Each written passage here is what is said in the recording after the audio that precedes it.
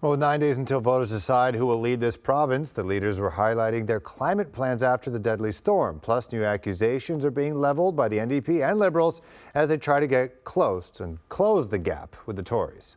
Well, I believe in climate change. Let's make that clear. The other leaders aren't buying it. Maybe he's finally getting a wake-up call, but I doubt it. Doug Ford likes to talk about these things like they're the once-in-a-lifetime storms.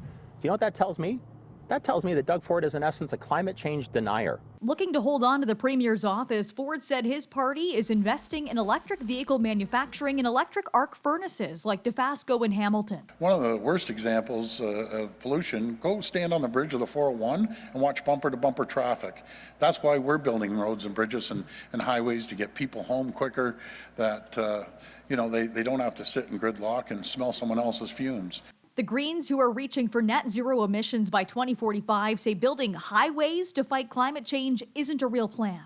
If Mr. Ford believes in climate change, then why is he systematically dismantling all the climate action plans in Ontario? After Saturday's storm that left a trail of destruction and 10 dead, the NDP say they would fix the disaster relief program, while the Liberals earmarked $250 million to prepare for extreme weather.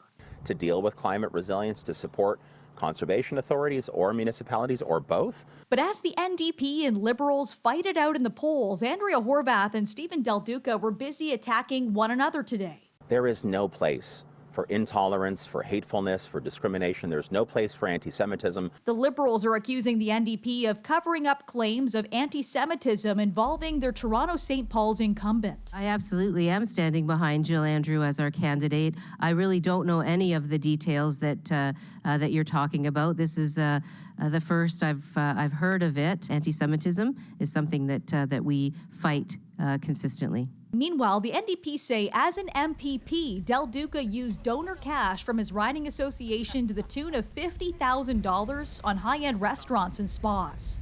Yes, there were times when there were costs, legitimate political expenses that were reimbursed.